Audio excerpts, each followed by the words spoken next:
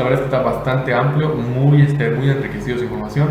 Les estoy dando un resumen de los primeros capítulos de cada uno de los temas que él aborda en hongos, bacterias y parásitos, ¿sale? Bien, vamos entonces con la parte de hongos. En general, los hongos, bueno, hasta hace algunos años, ya cambió el concepto y la percepción que tenemos de ellos.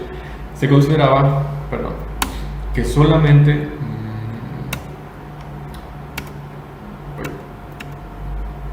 que solamente se encargaban de la degradación de la materia, función que sí tienen.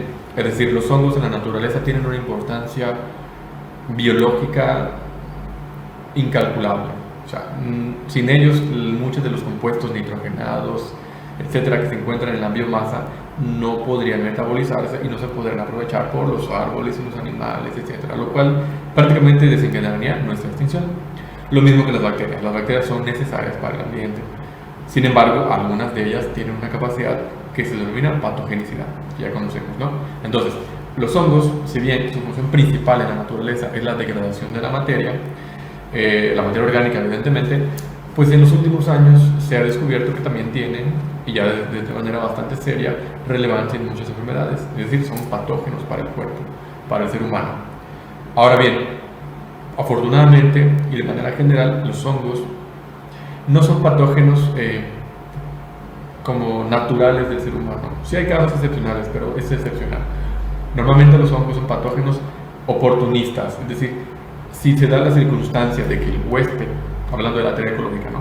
Si se da la circunstancia de que el huésped se vea modificado en su interacción con el agente o con el ambiente, o el ambiente se ve modificado, lo cual repercute directamente en el estado nutricional del huésped, en la exposición a ciertos agentes químicos o físicos o mecánicos que le pudieran causar un daño o una lesión, entonces ahí es donde el hongo entra en juego. Entonces, normalmente los hongos son patógenos circunstanciales. Van a entrar en nosotros cuando estamos inmunocomprometidos, tenemos alguna herida y alguna mezclado con alguna lesión que sea inmunocomprometedora o alguna enfermedad que sea inmunocomprometedora como diabetes, hipertensión, sida, cáncer, etc.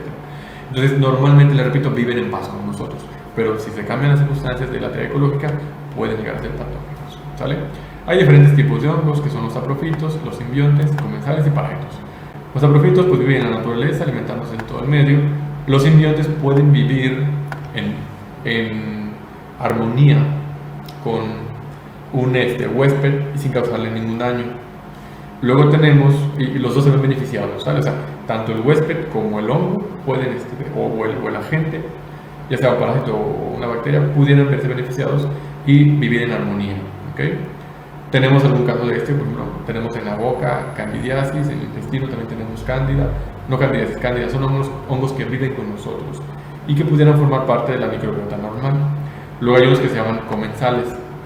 Los comensales son los que se alimentan del huésped, pero por ejemplo no le proveen ningún beneficio, es decir, no hay un ganar-ganar, sino solamente gana el microorganismo que se está alimentando del huésped, pero no le causa daño, ¿vale? Ese es un comensal. Y luego tenemos a los de tipo parásito, que son aquellos en los que se está alimentando del huésped, pero además le va a ocasionar un malestar, ¿ok? Estos 4 principios no solamente aplican para los hongos, sino también para las bacterias y para los parásitos. No, para los parásitos no, solo para las bacterias y para algunos otros microorganismos, como tipo arquea y todos estos, ¿sale?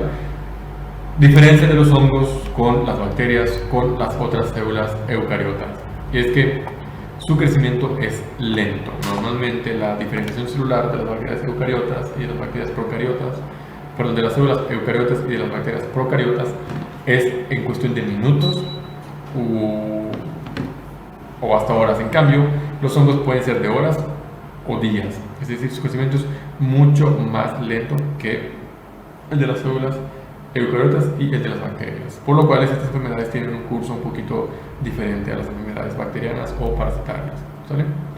Aquí les puse un ejemplo de cómo se puede percibir, cómo se puede apreciar la estructura general de un hongo, con su membrana, también con su pared. Recuerden que las bacterias y los hongos tienen pared celular, que es la capa externa que rodea la membrana. No la tiene ninguna célula eucariota, solo estos dos, hongos y bacterias.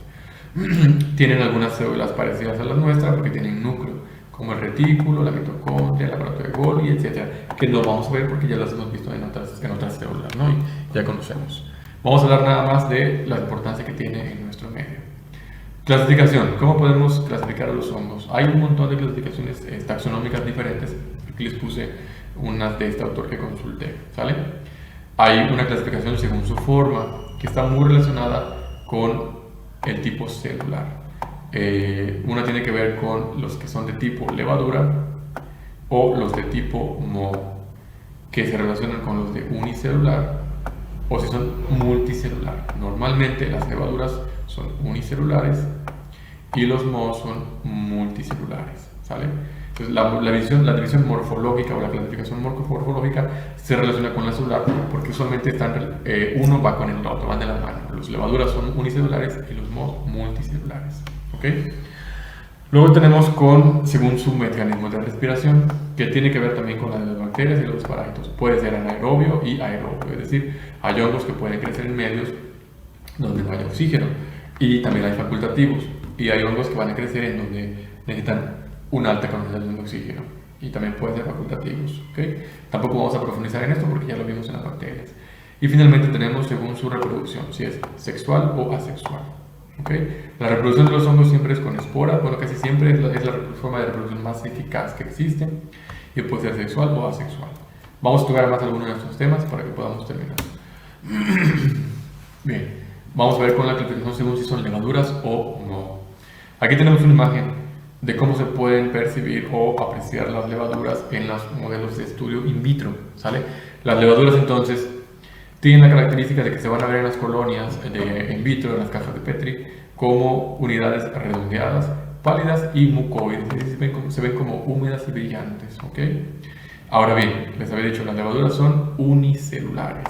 Normalmente, aunque la reproducción de un hongo tipo levadura sea sexual o asexual, normalmente estas van a utilizar dos mecanismos, que es a partir de una célula, esta se divide, como se dividiría una célula normal, eucariota, o utilizando otro método que es propio de los hongos, que se denomina gemación. ¿Okay? La gemación es cuando una célula progenitora como que saca una parte de sí misma, de su material genético celular, y ahí hay una multiplicación, ¿sale? Una multiplicación celular. Esto genera unos túbulos que se van a denominar luego pseudohifas, las cuales van a generar extensiones que le van a dar a este tipo de hongos la apariencia tan típica que suelen tener, ¿no? Que son colonias redondeadas, mucoides y pálidas. Entonces su forma de reproducción se da mediante gemación, que es como un compartimiento de la célula, o una fisión, que es una división celular propiamente dicho. Bueno, aquí tenemos el tipo moho, que es un tipo de hongo multicelular. Los hongos multicelulares siempre van a desencadenar colonias de tipo morfológicas de tipo mohosas, que tienen un aspecto filamentoso de tipo lanoso o velludo, que es la que solemos encontrar casi siempre cuando abrimos nuestro refri y vemos una fruta o una verdura descompuesta. Este aspecto filamentoso o velludo en las paredes de las frutas son por la multiplicación multicelular, por la división multicelular de las hifas de los mohos. Normalmente las estructuras o las funcionales o la unidad celular básica de los hongos tipo moho se le denominan hifas, que son estructuras tubulares, en donde podemos ver varias células, como pueden ver aquí. Estos son los núcleos de las células tabicadas, es decir, van dispuestas en fila. Luego esta hifa se va a multiplicar o a hacer extensiones que van a hacer proyecciones dentro de la masa del tejido que hayan infectado, dándole ese aspecto de pequeñas hileritas. ¿Okay? En este tipo de hongos, los mohos, que podemos encontrar en nuestro refri, en la comida, hay una facultad de movilización aérea, a diferencia de las levaduras. Los hongos tipo moho, cuando sus hifas generan extensiones al multiplicarse, estas generan otras series de extensiones que se llaman conidios. Hay un montón más de estructuras, pero vamos a mencionar esta. Los conidios tienen la capacidad de generar esporas que pueden pasar al aire. Es por esa razón que cuando ustedes ven una fruta en este estado, no la muevan, no la sacudan, porque estas van a generar estos conidios que tienen la capacidad de pasar al aire y podemos respirarlos, que normalmente en una persona sana, les repito, no van a causar ningún problema. Pero si ustedes tienen una lesión en la mucosa de las vías aéreas superiores o inferiores y el hongo pues se pega a su mucosa y tienen algún estado de inmunosupresión, por ejemplo, mucho estrés, mala alimentación, falta de sueño constante, etc., pudieran desarrollar una lesión, una infección por hongos, que es muy rara, pero repito, puede suceder. Entonces, ese tipo de manipulación de estos alimentos es muy delicada, no tenemos que sacudirlos porque esta vibración hace que los conillos pasen al aire, cosa que no sucede con las levaduras, ¿ok? Bien, para finalizar con los hongos, ¿sí? Terminamos con las micosis, es decir, cómo se expresan la interacción entre los hongos con nosotros, con los seres humanos. Bueno, tenemos 4 tipos de micosis, 5 tipos de micosis generales, ¿no? Que son las superficiales, las cutáneas, las subcutáneas y las endémicas. ¿Por qué nos interesan principalmente estas? Y bueno, y las oportunistas que ya les mencioné, ¿no? Las superficiales son muy comunes, se encuentran, es así, en la población general, las podemos padecer en cualquier momento de nuestra vida y no son peligrosas. Este tipo de micosis superficiales van a estar en contacto con la epidermis, pero no van a penetrar en la capa de la epidermis, en ninguna capa. Es decir, perdón, los hongos que vamos a tener en el caso de tiña o pitiriasis, que es una enfermedad,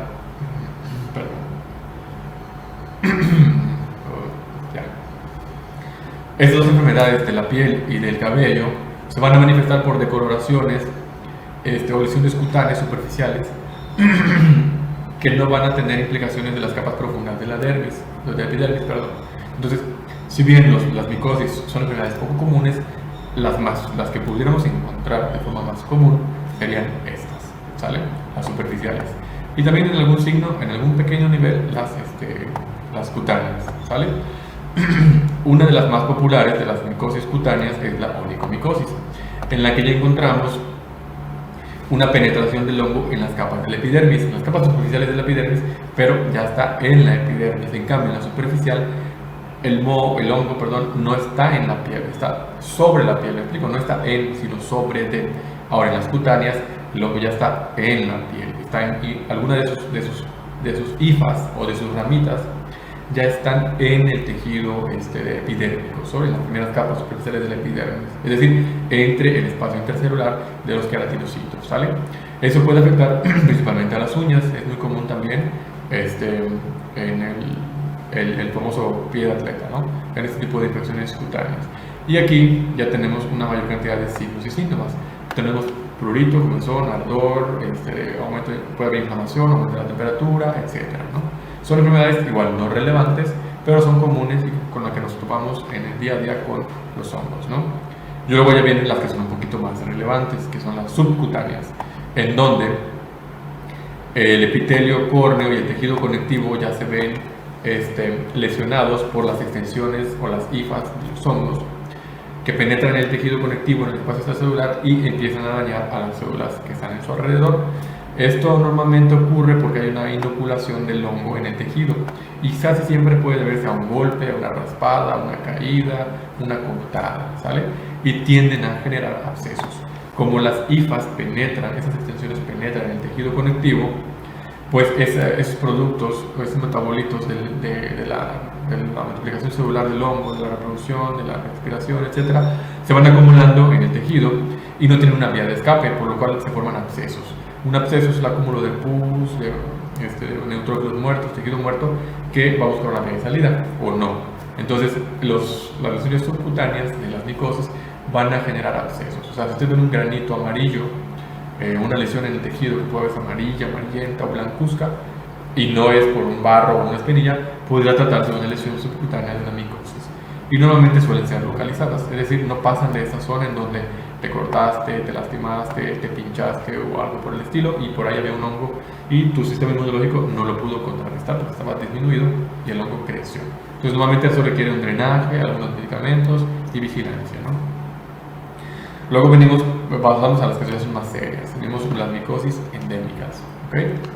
Las micosis endémicas también se lo denominan micosis sistémicas. Estas son menos comunes, afortunadamente son raras y se dan en personas sanas, no comprometidas inmunológicamente con ninguna enfermedad, sin diabetes, sin hipertensión, pero suelen darse más que nada en lugares con climas tropicales, donde la temperatura permite el crecimiento del hongo y tienen nichos ambientales, es decir, climas tropicales, cierta humedad, en ciertas zonas, países no tan desarrollados, etcétera, etcétera, etcétera. Los nichos ambientales quiere decir grupos de personas que viven en un ambiente específico donde el hongo puede prevalecer en el ambiente y crecer y poder entrar a las vías del individuo, ¿no? Del huésped. Les repito, en este caso son relevantes porque a pesar de que el paciente puede estar sano, pueden desarrollar enfermedades sistémicas y las micosis sistémicas son muy delicadas de manejar. Finalmente tenemos a los oportunistas, que ya mencioné anteriormente, que se dan en comensales no sanos, aquí está mal, que se dan en comensales que están enfermos, es decir, huéspedes o individuos que tienen inmunosupresión, que reciben quimioterapia, radioterapia, inmunoterapia, SIDA, hipertensión, diabetes, obviamente crónica y no controlada, ¿no? Normalmente los hongos oportunistas no tienen una alta virulencia. Recordemos, la patogenicidad sí la tienen, porque tienen la capacidad de enfermarnos bajo ciertas circunstancias. Inmunosupresión. Ahora, normalmente tienen una baja virulencia o nula virulencia. ¿Por qué? Porque no son agresivos con los tejidos. Podemos tener a la cándida en la boca. Casi todo el mundo tiene cándida en su boca, ¿no? Eso es un dato general en mi área de odontología, ¿no? Todos nosotros tenemos cándidas, ese hongo cándida en nuestra boca y también puede estar en la vagina y en otras partes del cuerpo, ¿no? Pero normalmente vive en la boca. Ahora, somos un huésped sano, entonces esa cándida no nos va a hacer nada casi nunca. Y no es virulenta porque no nos está haciendo daño. Y tampoco es un patógeno a menos que cambie el contexto. Pero supongamos que alguno de ustedes tiene cándida en su paladar, normalmente ahí vive, o en las encías, y empieza a recibir quimioterapia por una lesión, ¿no? Entonces sus defensas bajan y pudieran desarrollar una enfermedad micótica que se llama candidiasis, la cual es oportunista. Entonces aumenta la virulencia de este hongo, porque nuestras células que normalmente responderían de manera eficaz hacia la presencia del mismo, pues no reaccionan, dándonos respuestas inmunológicas exacerbadas, o más bien respuestas del tejido exacerbadas, como inflamación, ardor, dolor, etcétera, ¿no? Entonces los hongos oportunistas no suelen ser virulentos y también pudieran no ser patógenos, o sí, pero solamente cuando cambia el contexto del huésped. Bien, con eso terminamos hongos y pasamos a parásitos. Nada de preguntas, vamos entonces a tiempo, nos quedan 15 minutos. ¿Alguien tiene? Voy a hacer una pequeña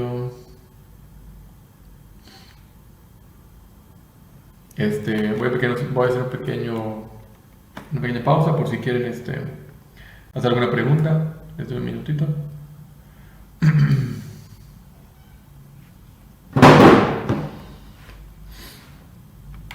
Estoy checando el chat, no hay nada. Bien.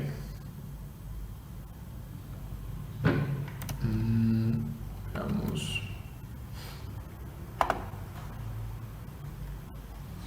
Ok, bien, entonces si no tenemos preguntas, vamos a pasar.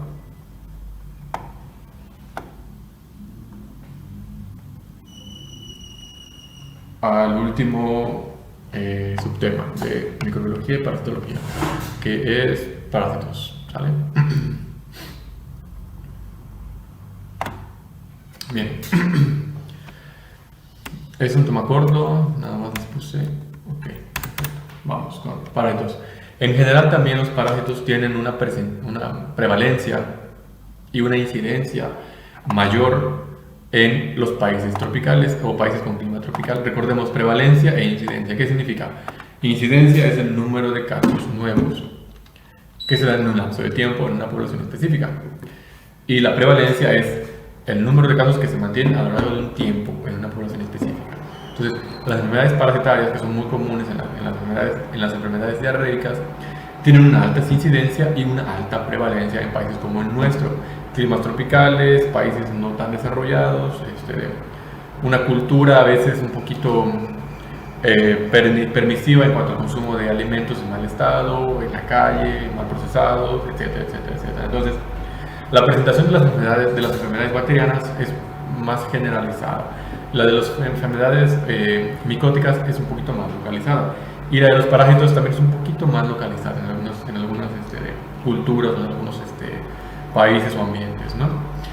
¿Qué es un parásito? Pues ya lo mencioné anteriormente, es un organismo que va a vivir a expensas de otro, pero además le va a ocasionar un tipo de lesión o de daño, ¿sale? Generalidades de los parásitos. ¿Cómo pueden enfermarnos? Normalmente no van a entrar directamente a nosotros, es decir, si ustedes entran en contacto con una, vamos a poner un ejemplo, con un platelminto, una solitaria, etcétera, lo más probable es que ese parásito puro en su estado natural, cuando ustedes lo ingieran, se muera. Esa es una gran ventaja. Nuestros jugos gástricos, las enzimas digestivas lo van a destruir. Entonces, las versiones infectivas de los parásitos normalmente no se encuentran en estado natural. Los parásitos suelen infectar por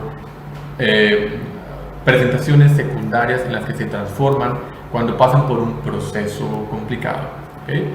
Por ejemplo, para que un parásito pueda existir a veces necesita de un vector o de un hospedador, como el mosquito, como la garrapata, como el estómago de los perros o de los gatos. Y una vez que el parásito cumple su ciclo, sale de este vector, de este agente, este foco de infección, pero sale no en forma del parásito en sí, sino muchas veces, por ejemplo, vamos a hablar de los gatos, ¿no? La toxoplasmosis. Necesita estar en el intestino de los gatos y ahí va a generar unos ovoquistes o unos quistes que son los que nos van a enfermar.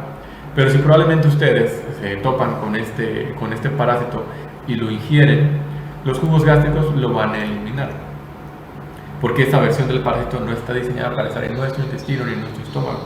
En cambio, si tiene ciertos mecanismos en su pared celular que le van a permitir adherirse a la mucosa del intestino del gato y sobrevivir en ese medio y allí multiplicarse en forma de ovoquistes, esporas o huevos, y que salen del gatito y ya pueden entrar en nosotros. Entonces, los parásitos necesitan de un ciclo un poco más complejo para infectar que las bacterias.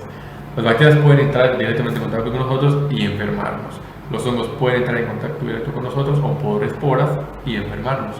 Pero los parásitos necesitan otros mecanismos que otros voy a mostrar.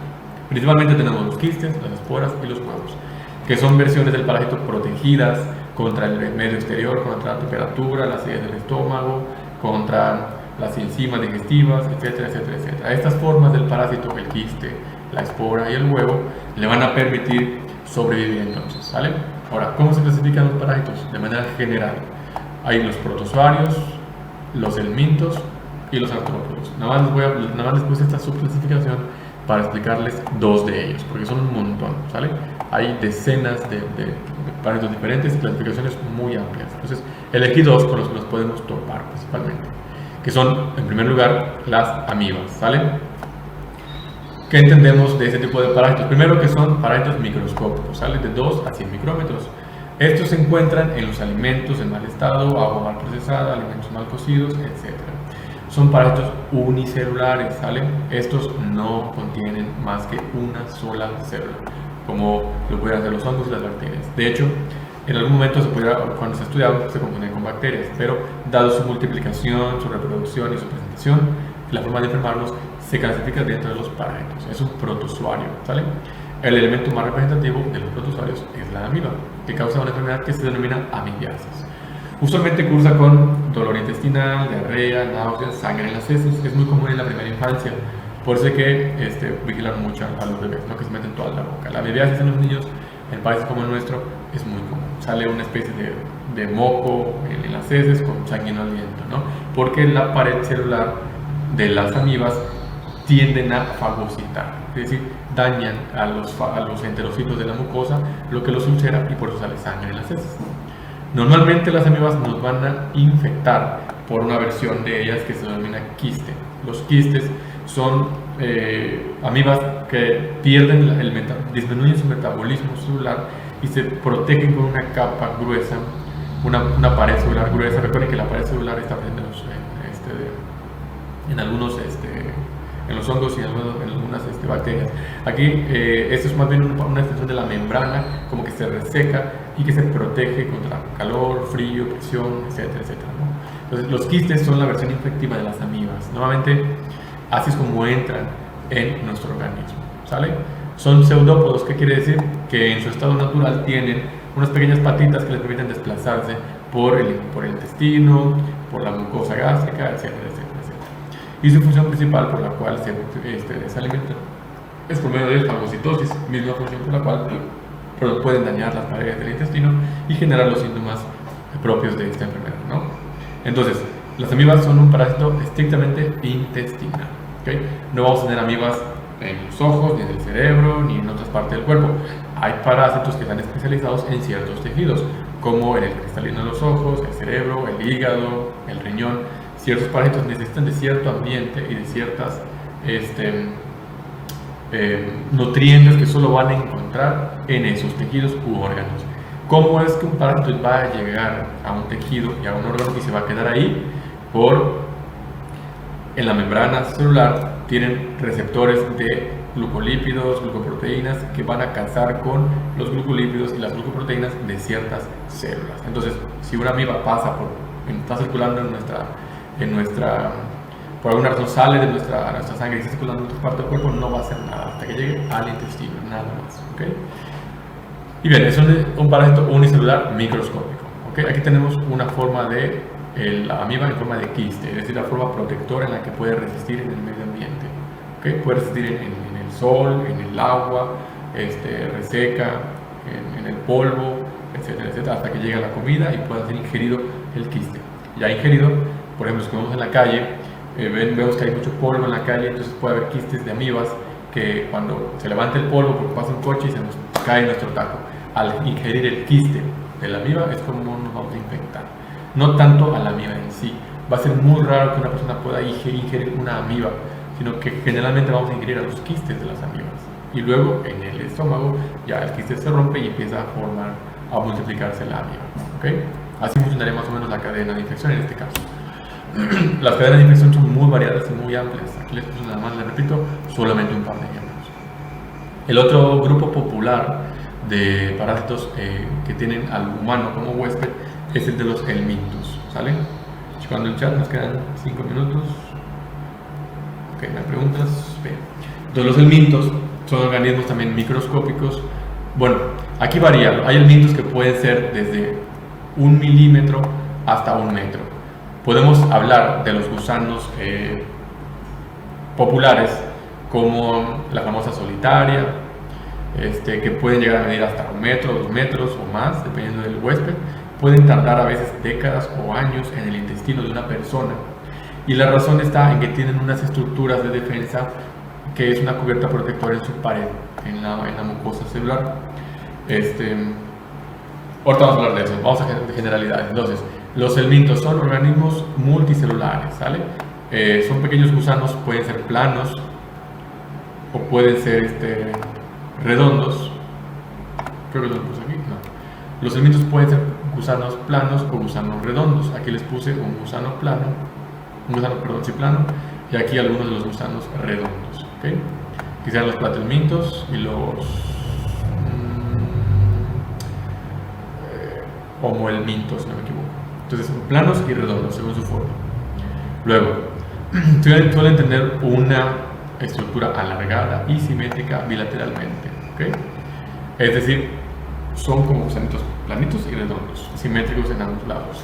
Tienen una característica por los demás que no tienen los otros, que son macroscópicos, es decir, tienden a verse a simple vista, desde 1 milímetro, repito, hasta 1 metro, ¿okay? Algunos se pueden apreciar con medios de aumento normales, microscopios sin tanto aumento o hasta con lupas en algunos casos. Estos se pueden apreciar a veces en las heces, cuando hay infestación aguda. En las heces de la persona puede salir el parásito y puede observarlo a la persona y hacerse un autodiagnóstico al ver que se mueven en sus heces, en su materia fecal. Estos helmintos tienen una pared celular que es muy plástica, muy cambiable. Esta capacidad de modificar la superficie de su pared celular es lo que les decía en el caso de las solitarias, les permite vivir dentro del intestino de una persona 1 año, 5 años, 10 años, 20 años, etc. y multiplicarse lo cual es muy peligroso, ¿verdad? Ahora, ¿por qué se puede multiplicar en una persona, en el intestino de una persona, una solitaria y no ser eliminada por el sistema inmunológico? Bueno, pues la razón está en que estos animalitos, estos seres microscópicos, macroscópicos más bien, en su pared tienen algunos marcadores, de nuevo, síntesis de proteínas y de lípidos y de carbohidratos, que van cambiando. Entonces, cuando llega, por ejemplo, cuando la solitaria llega al intestino, recordemos que en el intestino tenemos el 99% casi de los linfocitos de las células de defensa. Entonces, cuando se topan algunas de estas, algunos de estos parásitos intestinales con un linfocito B, el linfocito B, que tiene en su membrana marcadores de reconocimiento en su glucocáliz, estos se unen a la pared de la bacteria y cuando los quieren procesar, cuando se unen a la pared del parásito del gusano, estos modifican el azúcar que presentó el linfocito B. Cuando el linfocito B les dice, lo reconoce y procesa el anticuerpo, el antígeno en su pared, genera unos anticuerpos, pero estos parásitos modifican su pared y cuando los anticuerpos están circulando en la sangre en busca de ese antígeno específico, resulta que la pared celular de este parásito, su membrana, ya cambió, lo cual hace que no se reconozca por el sistema inmunológico, pudiendo esquivar. Es decir, puedes hacer fintas para que no lo reconozcamos, de manera que cuando fue reconocida por el linfocito B, en el intestino delgado, por ejemplo, produjo anticuerpos, pero un año después estos anticuerpos que están circulando por allá nunca le han dado caza, porque cuando se volvieron a topar el parásito con el linfocito B, que ya medía 30 centímetros, volvió a modificar su pared, y así se la van saltando y modificando, evadiendo este sistema de defensa. ¿Okay? También esta misma pared que tienen los mintos, que son una cubierta protectora, les da una capacidad de anclaje. Estos mecanismos de anclaje lo desarrollan mediante, si ustedes se fijan acá, parece de película, pueden desarrollar dientes, pueden desarrollar, ¿cómo se llaman estas cosas? Ventosas para adherirse. Por ejemplo, si pongamos que tenemos en la pared del intestino donde hay enterocitos y las microvellosidades del intestino, cuando llega el movimiento intestinal, va evacuando a las heces, este parásito puede morder una vellosidad y mantenerse allí, evitando que el movimiento intestinal, la peristalsis dada por el músculo liso, evacúe junto con las heces a este parásito. Otro mecanismo es que se puede pegar a los enterocitos del intestino, de la pared intestinal, mediante ventosas. Las ventosas son estructuras como las que tienen los pulpos, entonces son como mecanismos de succión. Se adhieren a la pared del enterocito, la membrana exterior del enterocito, evitando de nuevo que la peristalsis, el movimiento de los líquidos del intestino y las heces evacúen a este parásito. Entonces, ese tipo de mecanismos los han desarrollado de manera evolutiva para poder infestarnos, ¿okay? Y poder multiplicarse dentro de nuestro intestino. Ahora, ¿de qué viven estos parásitos? Todos en general, ¿no? Específicamente de esos que estoy hablando, es un ejemplo, ¿no? Se alimentan de los tejidos del propio huésped, es decir, pueden comerse las células de los tejidos, lo cual genera malestares más graves, y eso hace que haya una respuesta inmunológica. Pero los que son más dañinos, o más bien más silenciosos y a largo plazo más dañinos, realizan una absorción pasiva. ¿Esto qué significa? Que cada vez que una persona come un carbohidrato, un lípido, una proteína, esos metabolitos que iban a ser absorbidos en el duodeno o en las siguientes partes del intestino, el yeyuno y el ileum, como están infestadas de parásitos, estos nutrimentos ellos los absorben. Entonces se van comiendo nuestra comida, se van comiendo nuestros metabolitos que utilizaríamos para, como ya vimos, la glucogénesis, la lipogénesis, la formación de proteínas, etc. Lo cual puede ocasionar desnutrición. Razón por la cual ustedes van a ver personas, o más bien hasta a veces animalitos, los perritos, gatitos, o personas en países en vías de desarrollo, África y Asia, así, desnutridos y muy empanzonados. Estas personas tienden a tener una gran infestación de parásitos que les están robando sus nutrientes. ¿Okay? Entonces, así es como se alimentan de nosotros y a través de nosotros estos parásitos. Bien, terminamos con el tema de hoy. Son las 7. De nuevo, vamos a ver si hay una pregunta. Si no, estamos a tiempo para dar a terminar la clase. A ver, les voy a poner